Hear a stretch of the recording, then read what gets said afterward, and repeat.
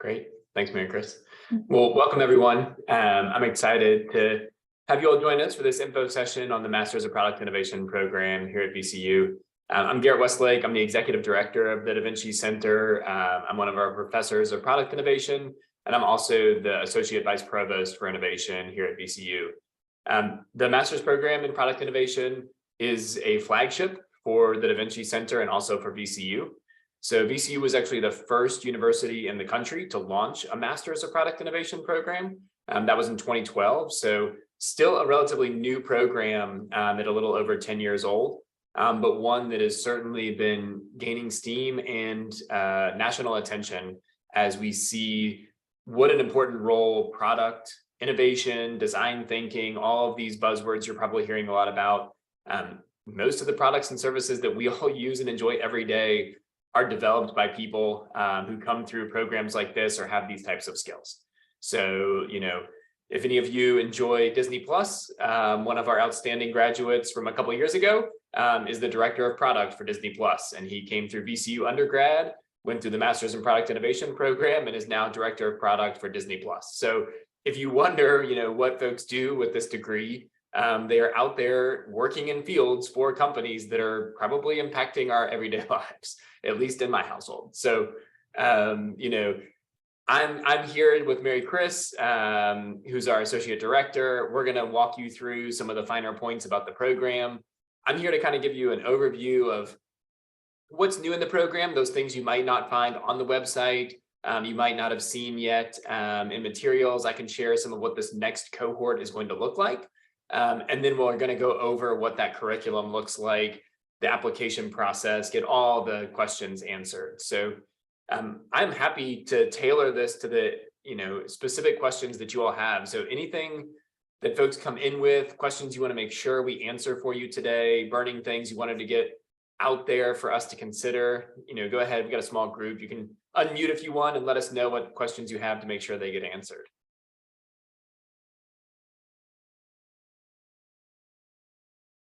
You can do it now. Yeah. Yes, I got some questions, and Yeah. I just finished my bachelor's last year here at VCU. The innovation, do I apply? I have to apply for a master's. Do I just go through regular admissions? Now I am an employee at VCU, so it's a little bit different, I think. I don't know. I'm having a little bit of an issue with that. Yeah, Mary Chris, we've had plenty of VCU employees come through the program. So I think Mary Chris has a pretty good FAQ at this point for the things that come up for employees. So she can definitely walk you through that in your situation, Carl. Yes. So, Yes. Oh, go ahead. I will just say that the application process, to initially apply to the master's program, is exactly identical, whether you're an employee or not.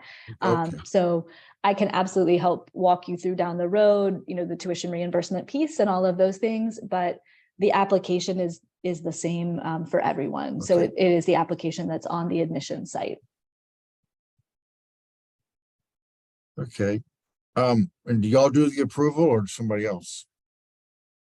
We do. Yeah. So No, the site okay. is housed.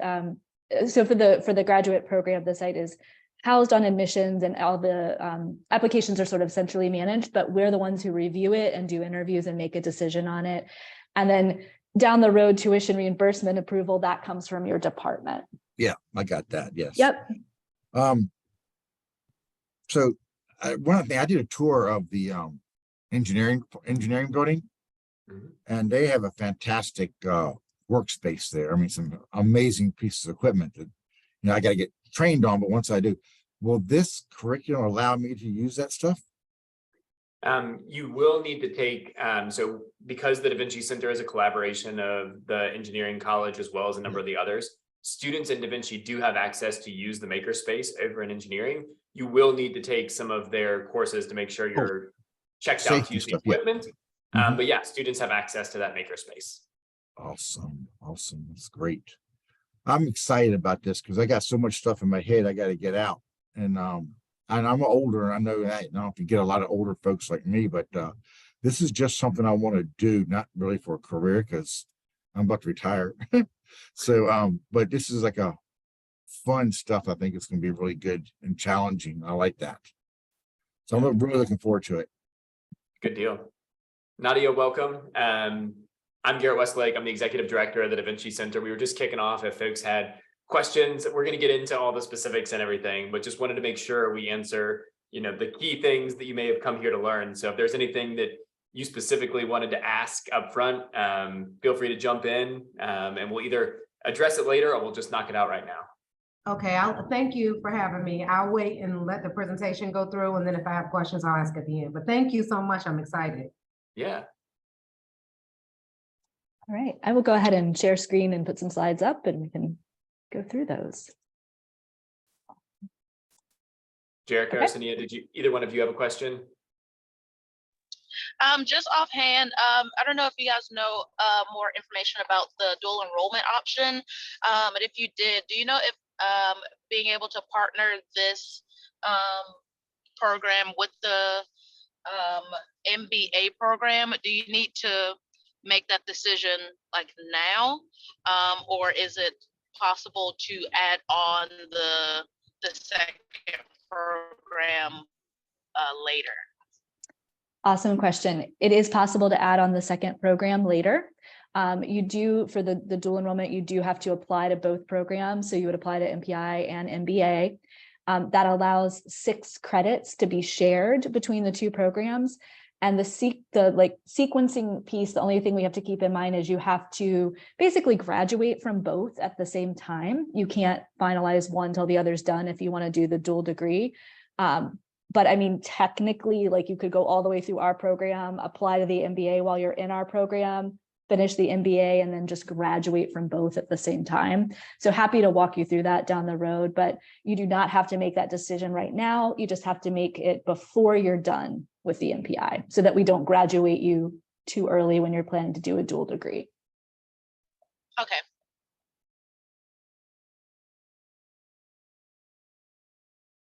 Awesome question. Anything else before we jump in?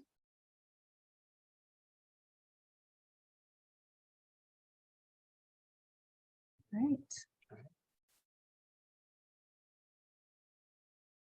So here at the Vinci Center, you might notice we're a little bit different in a couple different ways, but one of those is that we don't have a traditional mission vision. What you'll find is that we have a charter, and we have a set of design aspirations, and these are what guide the work we do. I'm particularly partial to the design aspirations because they show that we're always striving, like we're never going to reach it, right? Like we are always going to try and do more of these things or in a different way or in a more unique way. And so these are sort of the values, the principles by which we operate. And you'll see the graph up in the top right or the chart, like we do these 3 different things and we are at our best when they come together. So the MPI is absolutely an academic program. You earn a master's degree, but it's highly experiential, which means that you're going to be doing a lot of hands-on work with startups, with corporations, with nonprofits. You're going to get a host of real-world experiences, not just in the traditional classroom sense. And then this program really prides itself on being experimental, which means every year we're doing something new. We're trying something different than we've done before. An example for this incoming cohort will be all of the faculty members in the Da Vinci Center right now are in the process of becoming certified in Lego Serious Play. And if you haven't heard about it, you can look it up, but it's basically in the early 2000s, Lego came up with their own research-backed curriculum for fostering innovation through using Legos to unlock creativity, to unlock insights. And so all of the faculty in Da Vinci are currently going through with one of the original master facilitators from Lego, training in how to use Legos to drive innovation. And so you will be the first cohort that will see more Lego builds in your courses and how we use Legos. And Mary Chris and I both have actually been already practicing with this and using Legos as part of our teaching and also in our consulting with outside clients. So that's something that's what we mean when we say experimental, right? I'm not necessarily meaning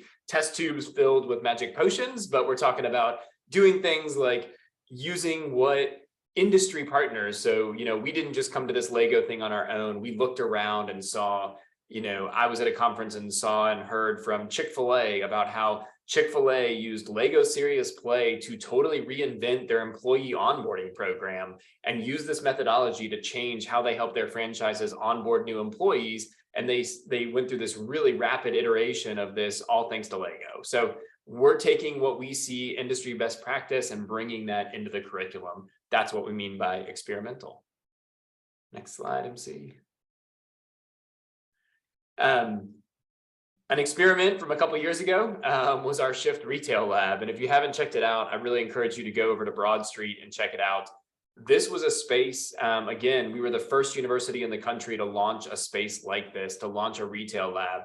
You know, I would say that we've been teaching biology and chemistry and the sciences for hundreds of years, where you go to a class, you learn it, and then you go to a laboratory and you practice it. And yet innovation and entrepreneurship haven't enjoyed that same laboratory component. We had been teaching it in a classroom, but where do you go to really practice those skills? And the Shift Retail Lab is that. It's the laboratory equivalent for innovation and entrepreneurship. So students have the ability to collect customer feedback on new products and services in a retail environment, to launch new products and services themselves, to actually sell directly out of the storefront and maintain 100% of the proceeds. So if you're a student with an idea or you develop one in the program, you can prototype something, you can 3D print it, you can make it, and you can sell it directly out of the Shift Retail Lab. We partner with a lot of community organizations as well that are bringing in community-based startups. You have the opportunity to intern, to support them. And as you can tell, there's a lot going on in this space, which is why Fast Company named us a world-changing idea for 2022 for what we were doing in the Shift Retail Lab. So if you haven't been to a Feedback Friday, I encourage you to go over there and check that out, where you can see what's happening. But that's something that we use as a class sort of experience for the master's program, is to have this retail lab as part of the program. It's been a real game changer for us. So I know you all are interested in the Masters of Product Innovation, but I think it can be helpful for you to see the other types of programs that we have, because all of them are sort of represented in the MPI program. So at the undergraduate level, we teach product innovation, we teach venture creation, and we teach human-centered design. We have 2 tracks at the graduate level. We have the MPI. We also have a graduate certificate in healthcare innovation. This is a partnership with the School of Nursing. A really unique aspect of the MPI is that you actually have the option to add the graduate certificate in healthcare innovation to your MPI, and it doesn't require any additional courses. So what that looks like is basically those, additional hours that the graduate certificate in healthcare innovation can be used as your elective credits in the MPI program. So we have a lot of students that do both and graduate with both a master's in product innovation as well as a graduate certificate in healthcare innovation. Depending on what you're hoping to go into in the future, that can be value add. And again, you don't have to take that, but it is an option. It's also a standalone program if you know anyone that just wanted to do healthcare innovation and maybe not quite do the full MPI program. You see here, the MPI program is traditionally done in 13 to 18 months. Some folks do it on a part-time basis and maybe spread that out a little bit longer, but the traditional path is the 13 to 18 month. It's very cross-disciplinary. You'll find that your faculty come from all different disciplines and backgrounds. A lot of professors of practice from industry are coming into the classroom. One of our newest faculty members is the Director of Innovation for Dominion Energy. So by day, he's leading the innovation portfolio for Dominion Energy, and then by night, he teaches in the master's program. So, you're getting people that have that real world experience and do this all day in and out. Yeah, Carl. Yeah. I just want to understand the certificate for healthcare innovation. Does that mean like building or making, designing products that helps, like build a new heart or whatever, or something that helps equipment they use, make it easier for them? Exactly. Oh, that's awesome. That's fantastic. Okay, we're thank working you. on a project right now, actually, that is working on new dental shrouds. So they were having an issue with the molds that they were using in the simulation lab for dentists to practice dentistry. They have these fake heads, and they try and make them as lifelike as possible, but they kept tearing and having issues. So our students were actually building new mannequin heads that allowed for the dental practicum students to do all the work they needed to do, and have actually developed novel IP that they're in the process of protecting and maybe advancing forward in their own medical device companies. We might even have some MPI students launching a medical device company to mass produce these new heads that they're doing for the dentistry department. So yeah, we do all sorts of stuff in the healthcare space. It's a huge need for innovation. And some of you may have seen in early 2020, in the first months of the pandemic, VCU Health reached out to the Vinci Center for help with PPE. So they were afraid they were going to run out of masks. And one of the things that our students participated in was actually designing a decontamination trellis. And you might have seen this, but basically our students designed a trellis for hanging masks and then using UV light to decontaminate those masks and put them back into circulation in the health system. And all told, that program put 90,000 masks back into circulation in the early days of the pandemic and actually kept VCU from running out of PPE. And that was something that Da Vinci Center students actively participated in coming up with that innovation. So yeah, we've done a bunch of cool stuff in the healthcare space, and people always come to us with those kind of really interesting challenges. And we're allowed to borrow equipment from them places like that. The dental clinic, they have this device that they put on your mouth. It's like an X-ray. They X-ray your mouth like this, and then they put it on a 3D printer and they print out a mold of your teeth. It's really cool little device. I just want, they'll let me borrow one if I needed to. We do a lot of collaborative work with other units. Awesome. We get a lot of people let us borrow their toys, especially if we're helping them out on something. Because I go over the hospital, so I see everything in every place, and I found some of those, and I saw some they weren't using, so I was going to liberate one, but I'll wait and get one illegally. There you go. There you go. All right. So, go ahead. MC. I was just going to say, we find it really helpful in explaining our program to sort of talk through the courses that we offer. And so I'll let Garrett talk through some of these courses, but we're showing you a couple things here. One, we're showing you if you were to start with us full-time in the summer, kind of what the sequence of classes would look like. I will also go over what it would look like part-time, but we're also doing this so that we can talk about the different classes that we offer, because we are cross-disciplinary. We are a combination of product and entrepreneurship. And so we really want you to understand what the courses you would be taking are, because I feel like that helps you make a decision about whether this program is a match. So happy to let you talk through some of the classes. And just so you all know, we'll show you what a fall start looks like and what a part-time kind of sample schedule would look like as well. Thanks, MC. So yeah, like MC or Mary Chris said, this is an opportunity to, look at the classes in their totality. The order in which you take them might vary depending on your track, but a typical summer start, students are taking NO 600 or 610. That's a 3-credit course. NO 600 is actually an international experience. So this is where students travel to Portugal. We are one of the only US institutions that's a member of the European Innovation Academy. This is a collection of universities that send their top students from all around the world to a 3-week technology accelerator in Portugal. So you're going to build an international network of other really creative cross-disciplinary individuals, mentors that come from all over the world. And then you're going to work on a cross-cultural, cross-disciplinary team to launch a new tech product. So the goal of the program, it sounds fun. You're like, oh, I'm in Portugal, but you'll come to realize like it's incredibly hard work, because your team is tasked with developing a new tech product that you can pitch to international VCs at the end of your time there.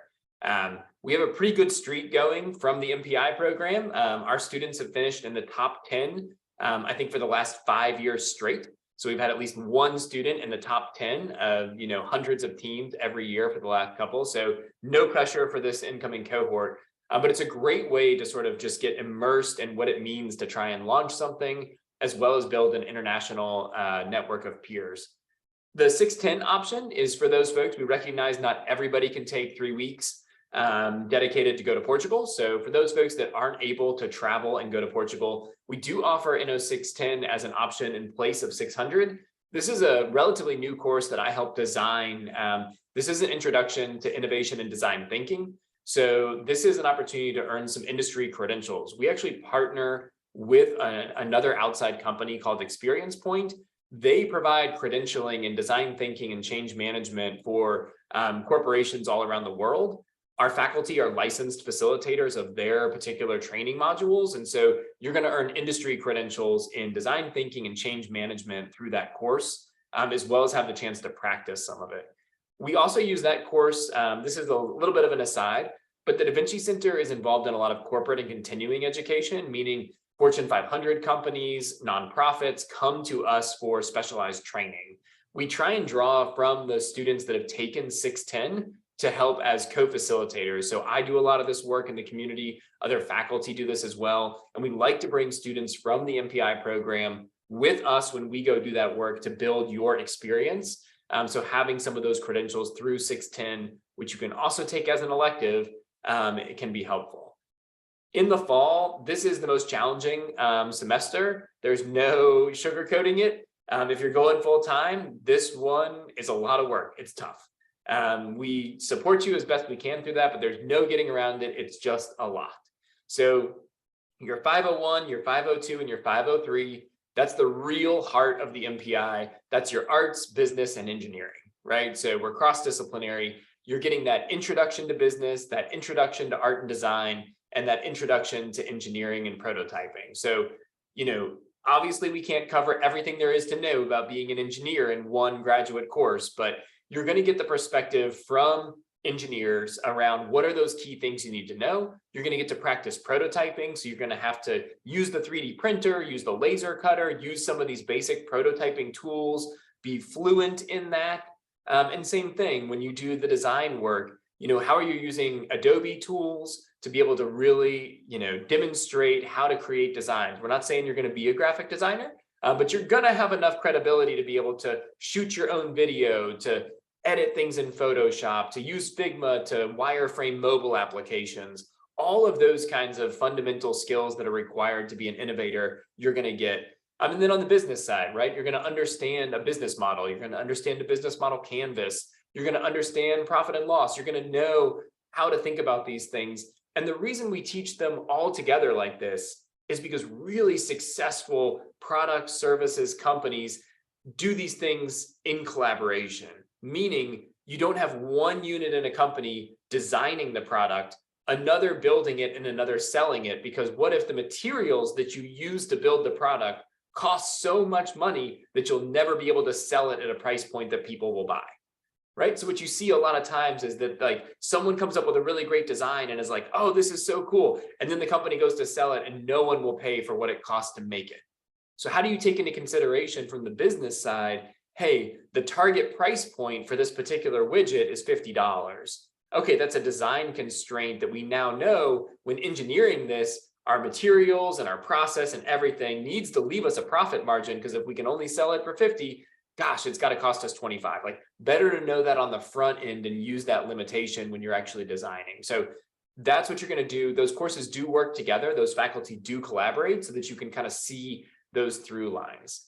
INO 590 is your first applied project in the program where you're going to work for an external partner developing an innovation for them. So this could be Capital One, it could be CarMax, it could be a local startup company. We do a variety of different work.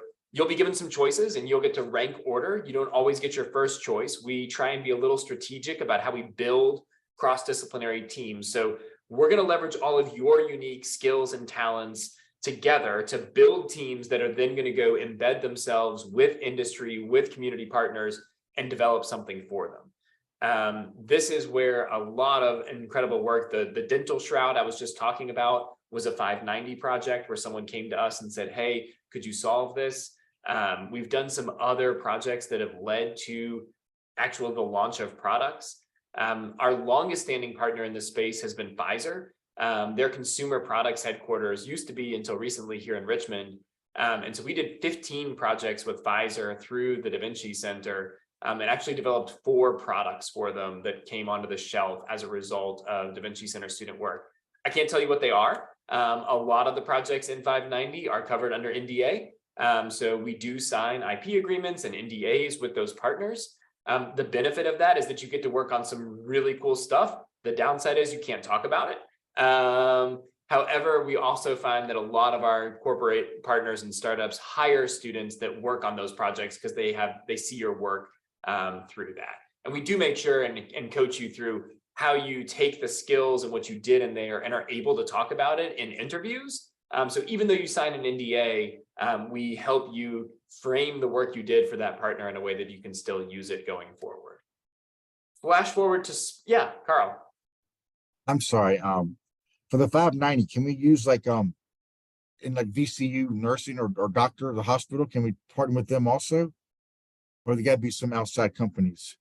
No. So we use VCU. So a lot of times we do use internal VCU folks Okay. that provide projects. Yeah.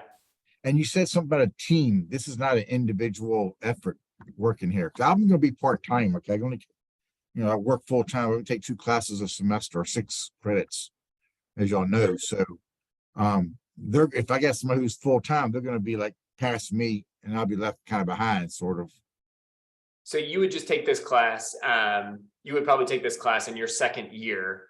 And so you would be taking that one class, maybe that semester with other students. So you wouldn't get left behind. You would be working on a team, but your whole team would be in it that semester with you. Okay, I got you. Yeah. Thank you very much. It's just exciting. Sure. I'm super excited. And then, spring, we shift gears a little bit. So in the fall, you're really getting those fundamentals. You learn what it's like to work for an outside partner on an innovation project. And then in spring, this Inno651 course is 6 credits. And that's really you launching your own unique product or service. So now you can do it with a partner. You can do it on your own. So you have some choice here. You can partner with someone outside of ECU. So you could work with a nonprofit or a startup company, but you are really the lead here. So instead of someone else telling you what the innovation needs to be, what the service needs to be, what the product needs to be, you're the driving force of that. And so this is really, if you want to think about this in concrete terms, a great example would be a Kickstarter campaign.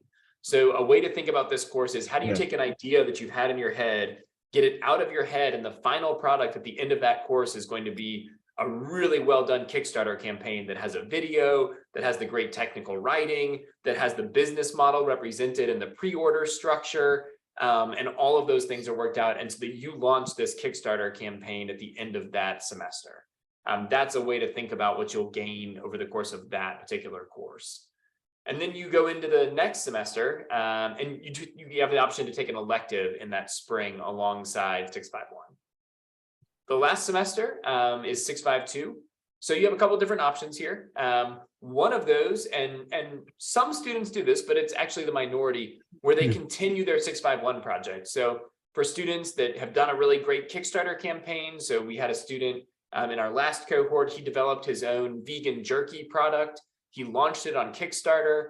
He raised all the money he needed to do his initial run on Kickstarter. And then for his 652, he was fulfilling his Kickstarter orders. He was working with Hatch Kitchen to develop the packaging, to work on getting it mass produced, to getting the shipping worked out, the e-commerce site, and really scaling up his business. So some students use that last 652 course to scale their existing business. Other students choose the other route, which is guided internship. So this looks like you get an opportunity to be in a product or innovation role with a company where you're doing an internship with them, but you still have the support of the Da Vinci Center. So I like to call it winning the internship.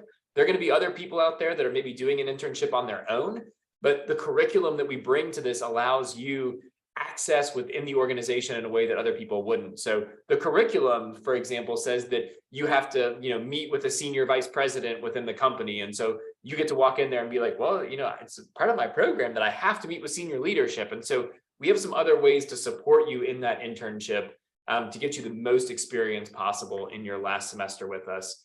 So you get a chance, you can see a couple different times to explore what it's like to do this type of work for someone else, and then what it's like to do for yourself. And then that last semester, you're really getting to decide, like, do I want to double down and do this for myself, or do I want to double down and really learn how to do this for someone else? And students mix those experiences throughout their time in the program.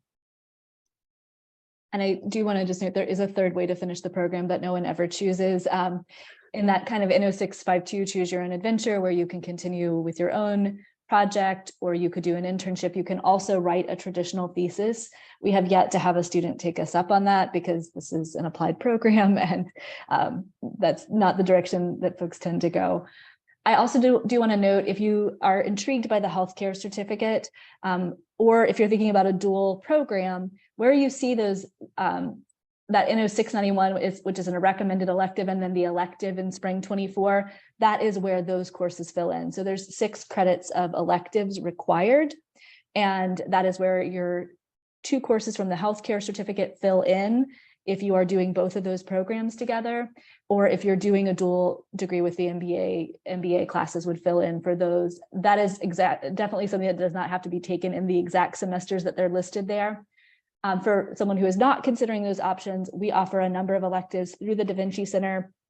In the summer, we do a lot of 1-credit things like Scrum Product Owner certification, UX UI training, user research. We have a really great class on intellectual property law taught by an intellectual property lawyer from Nixon Peabody, where you get to work on real case studies dealing with that.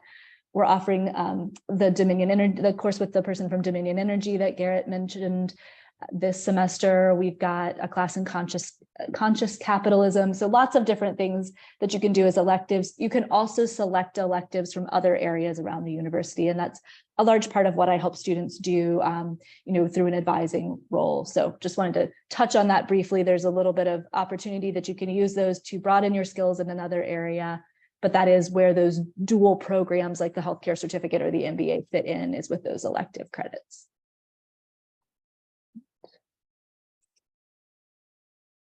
And then just to show you, so right now we're kind of focused today on the application that's due February 15th for that summer start in our program. But if you know that summer is just not going to be a possibility for you, there is an application for fall that's available as well. The deadline for that comes a bit later. It comes in May, but you can start our program in the fall. And this is just what the credits look like, roughly. Again, this is how it would schedule out.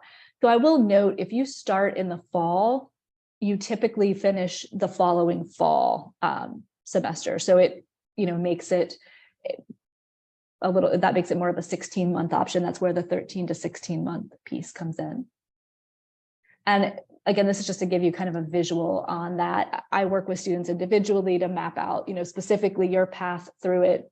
If you are thinking about part-time, this is what that kind of generally looks like. And so here's the piece that Garret was just talking about. We only offer those 500 level courses in the fall, but if you are a part-time student, it just means you take 2 of them one fall and 2 of them the next fall. And so there's a brand new group of projects every fall that you work on in that 590 course. I also did want to mention the 501, 502, and 503 have an arts focus, a business focus, and an engineering focus. If you have an undergraduate background in one of those 3 areas, you do have an option to just completely exempt that class. You can finish our master's program in 30 credits. My recommendation to students is that you try all 4 of them and make a decision after you go to the class and meet the professor and look at the syllabus. Make a decision at that point. There's a week at VCU where you can decide whether to add or drop a class. Decide whether you feel like you do have the knowledge in that area that you need that's going to be covered, or whether you want to stay in the class. A great example was I had a theater major, I think a cinema major, several years ago. She had finished her undergrad in cinema, so technically that's an arts degree. She decided to exempt the arts class, but our arts course is really more focused on design. And when she saw what her peers were studying, she was like, wow, I really think I could have used that because my arts degree was focused in a different area. So just making a note that there is some flexibility in exempting some of those classes. If you're going to go part-time, this is what this looks like. And again, if I know, Carl, you're talking about tuition reimbursement, if anyone else is looking at tuition reimbursement, I work with you all to kind of help tailor this out so that it's 6 credits every semester. You do notice that the 651 and 652 courses are 6 credits. So we figure out a way for that to be your only class in the semester that you're taking it.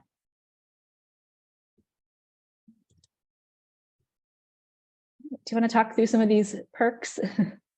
Yeah, so, I mentioned that this program is experiential and experimental. So we do a couple different things. While you're in the program, you get access to the Shift Retail Lab. So you're able to, put your own work in the Shift Retail Lab. We also, in that 651, where you're supposed to launch your own venture, you get $1,000 in funding to help you do that. You can use that to attend conferences, to buy materials, to buy equipment, to do user research. We also keep this as a small program. So we have historically capped this program at 20 students a cohort. And we do that because our faculty really enjoy getting to know you as individuals. This is a highly personalized program where we really look at what you are interested in as you come into the program. And we kind of like geeking out alongside you. So whatever it is you come in, whether it's sustainable fashion or whether it's crypto or whatever it is, like we like learning from you and being alongside you. So one-to-one mentoring is a big part of the program. Access to the faculty is a big part of the program. We also offer a number of innovation fellowships.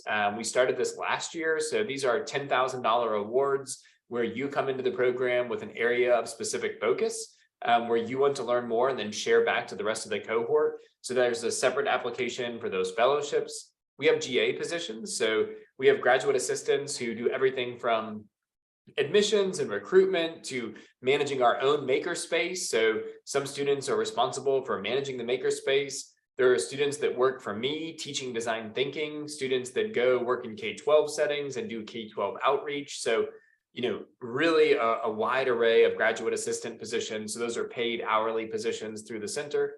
You get free Adobe Creative Cloud access in the program. And one of our director of digital innovation, Andrea Olnicki, is actually a liaison and an Adobe faculty member. So you sort of have an expert on staff, if you will, for all those Adobe skills. We get to use the engineering makerspace. We also have our own makerspaces. So just that ability to build, prototype, you know, all of that stuff is at your disposal. So I think that's just there's probably more that we haven't put on there because we're always sort of, you know, rolling out new things for students through the program, but there are some perks of what it means to be an MPI student here at VCU. So I know that's been a whole host of fire hose of information on the program, the classes, the perks. Did that spark any new questions for people, things you want to hear more about, or questions you have after hearing some of this? Yeah, Carl. Hi, Oh, go Sania. Yeah. Hi, Garret. My name is Sanaya, and Sanaya. I learned Sorry. about the MPI program through my acceptance into the shift cohort this January. So I got excited about it, and the more you spoke, I had questions before, but for some reason my technology was not. You guys weren't hearing me when I was trying, but that practical application part of it, which you spoke of with regards to your own product and having your own project and doing that. So that's the my question around that is, would you be able to work with others on their project also while you focus in on yourself? Because one of the things that I enjoyed my week on, and I still will be on the shelfie at Shift, but I was thinking that the students in the master's program could do more collaboration with the Shift store. So, Zanaya, great question. Yes, is the short answer. We have a lot of students that choose to work on multiple things. So there are people that start that 651 course with a couple ideas that they're working on, and they pursue them all in parallel because one of them might not work out, and then they have another one that they can go with. They might be on a team with other students working on something over here as a team, and then also have a personal passion project. And you know, we've often said that this program can sort of mirror an accelerator program as much as it is a master's program. And so if you have something that you come into the program with, every year we have a couple of students that come in with something. We have a student now who has his own company. He actually came in with his own startup at the very early stage. But in a past life, I was a tech entrepreneur, and I still really love that space. And so there are so many national competitions for university students to win free seed funding.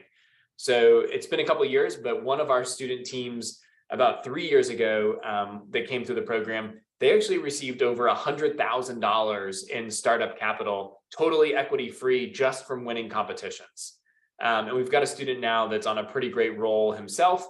and he's been crushing the circuit lately in terms of winning money for his idea. So supporting, you in something that you're working on right now as a shelfie, maybe it's what you're doing now, maybe it's something down the road, but we love working on that, and it doesn't exclude you from also being on other projects as well. Great question. Okay, thank you. Yeah, Carl. 2 questions. The trip to Portugal, do you know, is that something we pay for, or how does that work? Really That's good a question. lot of money and it's coming up, so. Yeah, no, great question. So the way we handle Portugal is we provide the housing. So we cover your housing and we cover the fees associated with the European Innovation Academy. You are responsible for your own airfare and your own food while you're there. So we take care of accommodations and the program itself, but you do your own airfare and your own food. And some people like to travel pre and post. So, some people decide to do their own thing either beforehand or after. So that gives folks that flexibility, but that's how we handle that trip. I have a question with regards to that, the Portugal trip. Would there be accommodation for family if you pay their way in terms of airfare, food? Is that something that can be facilitated? Yeah, that's something that we could definitely look at. We'd be happy to, that's something that we could certainly explore is what we would have in terms of funding for your housing, whether that could be put toward, like if you were to get your own Airbnb for your family, like we could look at putting that funding towards what you were going to get for family. That we could absolutely look at that. Okay, perfect. Housing as it exists now is sort of residence hall style. And so like where we're currently paying for housing for students would not necessarily have family housing, but as Garrett said, we could look into that. But just to clarify, like the place we're currently paying would just be, for a single student, but we could look at how to be creative with you finding something really close to the venue as far as housing a family. Okay, perfect. Thank you. Since we're on monetary, with regards to financial aid for some of the, what does that look like? Is it or it depends on your own individual financial situation, depending on how much you would get? Because I'm not sure if I looked how much it is per credit for each class. Yeah, so Mary Chris can follow up with folks on the tuition schedule for the program. And then largely speaking, of course, like financial aid does depend on everyone's individual situation. So we definitely encourage folks to work with financial aid. Mary Chris can certainly help, make sure you get connected if you're not already to the financial aid office. There are a number of scholarships available through VCU. So we always encourage our students, prospective students, to reach out and apply for all of the available funding opportunities through VCU. Then I mentioned within Da Vinci, we have some smaller dollar scholarship monies. They do not pay for the whole program, but there's some small dollar scholarships in Da Vinci proper. And then we do have those fellowships, which provide some financial support. And then we also have those graduate assistance positions, which some students use as well. So, happy to, give you the full breakdown later, but there are some ways to pay for the program beyond just, traditional financial aid. Yeah, and those graduate assistantship positions are hourly positions. So the idea is that they hopefully help offset some living expenses while you're in the program. I will also just mention, because our summer start is a little bit unique, if you are looking at this program or other summer start programs, you need to go ahead and fill out the FAFSA, I can never remember the acronym, the free application for federal student aid, I think it is. But you need to go ahead and fill that out for the 2022-23 year, which is the academic year that we're in now, because that covers summer. And then you would also be filling out the one for the 23-24 academic year to cover fall, spring, and next summer. And to chat with financial aid about availability of grants and loans, they're going to have that on file. So the one for the current year, the 2022-23 year, you should have everything you need to fill that out. That would be based actually on like last year's income information. And then while you're in there doing that, go ahead and do the 324 as well, just to make sure that that very first summer semester is covered.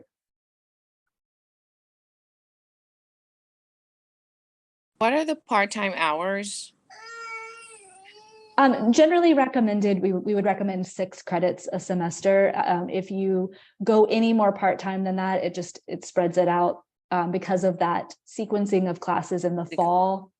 So 6 credits a semester is the recommended part-time. One thing I will note that's really cool about our program part-time, as someone who went through a very traditional master's program part-time, a traditional program is 2 years full-time, takes you 4 plus if you go part-time. But I think what's really great about our program, because it's an accelerated program, when you go part-time, you're still only looking at 2 years, which is a really nice turnaround on the program. And we didn't mention this either, but all the courses, all of the Da Vinci courses, so we mentioned you can take electives from other programs, but all of our courses are offered in the evenings. So we do have some students that do work full-time and then also attend the program. We've had students that worked full-time and did the program full-time. That is a lot. So happy to share with you what their experiences were, or put you in touch with alumni who did that. But we do recognize that some people do work full-time by day and then take the courses at night. I have a question real quick about that. If I were to get into this program, it definitely would be part-time, and I would benefit from the evening classes because I work full-time and I'm back and forth from the DMV area to Richmond for work. So is there a sample of what that part-time curriculum will look like? I've seen it for full-time starting in summer and starting in fall, but I haven't seen a sample of part-time starting in summer or starting in fall. So the part-time fall would look like the slide that's up now. Okay. And I don't have a part-time summer here, but it would be kind of similar to that. And I'm happy, we have an email at the end, and I'll put my email in the chat too. I'm happy to work that out a little bit more specifically for summer, but this is what it would look like for the fall start. Okay, I appreciate that. I probably missed this because I had to walk away to get something at the door. Oh, you are totally fine. It's a fire hose of information. So we are happy to go back. I'm glad we had this slide to go back to. Thank you so much. Yeah. So I apologize, but if I start part-time in this summer, there is a way for me to get through. Oh, Yes. definitely. Absolutely. Okay, I just want to make sure, because I don't, I can only take 6 credits at a time. So Yep. okay, I just want to make sure there is. I don't want to wait till next fall. You just I'm end like, up with a little extra. It looks a lot like what I've got up on the screen now. You just kind of end up with a little extra space. Like you could just kind of move that summer 24 to this current summer, and we just end up spacing out your electives a little bit differently.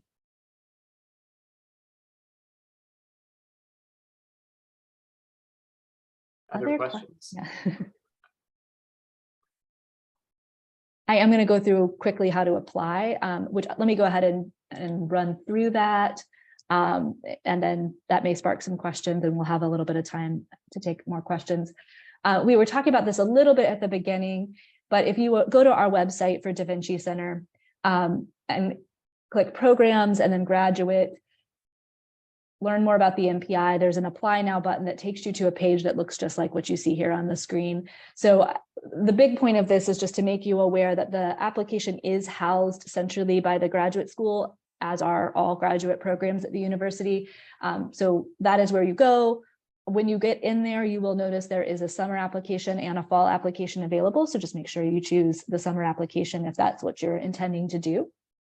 And again, the deadline is coming up for that summer application. It's February 15th. And the fall application, if you're looking that way, the deadline is May 15th. So we've got a little bit more time on that. But here's what you would need just to kind of, if you're thinking, wow, I really do want to start summer, and February 15th is coming up really quickly if you're like me and cannot believe it's the 1st of February because time is flying by. So this is what you need to submit. You need to submit your statement of intent, and there's some guidelines on the application to sort of help you structure, gives you some questions if that's helpful for you. Your statement of intent, your resume. We need the names and email addresses of 3 references. So when you put those in the application system, those people will be prompted to answer a few questions and upload a letter. we don't have to have their letter uploaded by the 15th. We just need you to have put their name and email address into the system.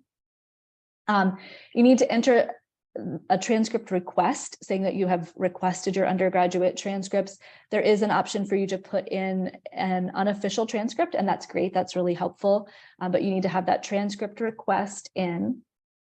And then I want to jump down to that last one. We do not require standardized testing. So you do not need to submit any standardized test scores to us. This is something that we were really happy to change over the last couple of years. It was always kind of an optional thing if folks were coming to us with work experience, but we really just realized as testing got the scheduling got really hard and we stopped requiring it during COVID, it made zero difference in our cohorts and in the quality of students that we were getting. And that was what we suspected. And so it was nice to run that little unintentional experiment. And so we no longer require standardized tests at all. You will notice that we do have an optional portfolio. So we used to require standardized testing for students coming right out of undergrad for anywhere other than arts, and arts we would require a portfolio. We don't require a portfolio for any students because we also don't require standardized testing for any students, but we do encourage all students to submit a portfolio of work. I'm happy to answer some questions about what this can look like. If you are coming to us from an arts and design background, this is probably something you already have. You likely have a website where you have your work showcased. If you are not coming from that background, we've had students submit, projects that they've done at work, projects that they did in undergrad. I had a recent applicant submit links to social media sites that they managed. So we would just love to get to know you better and see an example of kind of the work that you've done. This is, again, a tool that helps us know a little bit more about you, know about your interest for the program. We don't want this to feel like a stressful thing that you have to put together, but we wanted to give you the option to do that. If you have a website that showcases the work that you've done, or you want to put together a PDF. We had a student who came in with a theater background. She sent some stills of productions that she worked on, as well as just some excerpts from scripts she'd written and things like that. So again, happy to talk on a more individual basis about that. Don't want you to feel stressed about it, but that is something that is an option if you would like to submit that to help us get to know you better. That does not have to come in right on February 15th. I will make that note. Everything else listed there, the statement of intent, the resume, all of those things, you won't be able to actually hit submit on your application until those things are there. The portfolio gets emailed to me. And so if you need a little more time than February 15th, that is not a problem. We would just want to have it before we moved on to the next phase of the application process, which is an interview. We would want to be able to have that for the committee to look at if you were going to submit it. I will also mention, not on the slide, there is a $70 application fee. If for any reason that is a barrier for you, please reach out to me and I will send you a waiver code for that. That is never a problem for us to do. Also, if anyone decides that they would like to do the healthcare certificate, that is a separate application. 100% do not pay 2 application fees. So if you apply to both, please send me an email and I will send you a waiver code so that you don't have to pay 2 application fees. And our general email address is here. I'm going to put mine in the chat. I can't talk and type at the same time, so I'll do that in just a minute. But this goes to our general, that is our website and our general account, and our general account is monitored and those get filtered to the right person if you send an email there. So I will stop there for other questions. I will put my personal email in the chat in case anyone has a follow-up. I always have questions. On that last slide you had up,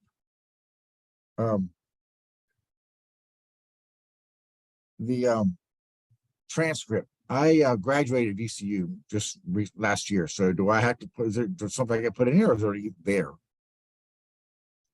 If you can put your unofficial in, that's amazing. You will not need to send an official one. The graduate school will be able to pull that from what we have. Okay, that's what I was thinking. Okay. And yeah. then I think you might still have to like put in like a little request for it, but they will just pull it. Yeah. Okay.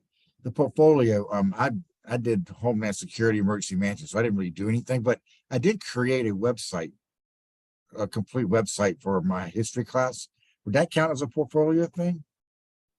Absolutely. Something like that? Okay, absolutely. Cool. As would if you did any final projects where you did research or anything in Homeland Security, anything that you felt proud of that you wanted to share. Okay, thank you very much. I have a question. So for the transcript submission, like the official one, because it's the earlier one, I was able to click submit with the unofficial transcript. So since that's now closed and not able to be edited, would I email a official transcript to someone? Yes, and that can come a little bit later. We need that to sort of finalize admissions. If you do want to go ahead and send that, you can send it to the graduate school. I'll have to look up that email address, but yes, you will. Basically, we can accept on an unofficial transcript. You just have to, and so what I would recommend, honestly, is wait till later in the process and then send in an official transcript. It just needs to be on file for VCU to finalize your admission, if that makes sense. So I would just wait right now and then down the road send the final transcript in. Okay. These are great questions. Other questions?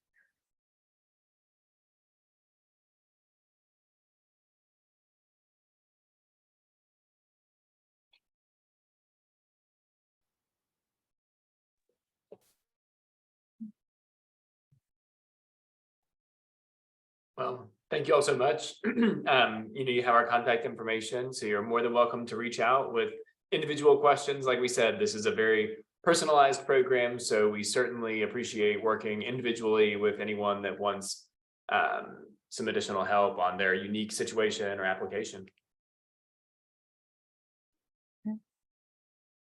Thank you. Thank you so much. Thank you. Thank you all for your time. Thank you all. Hope to see some of you soon. Same. Thank you. Bye-bye. Bye.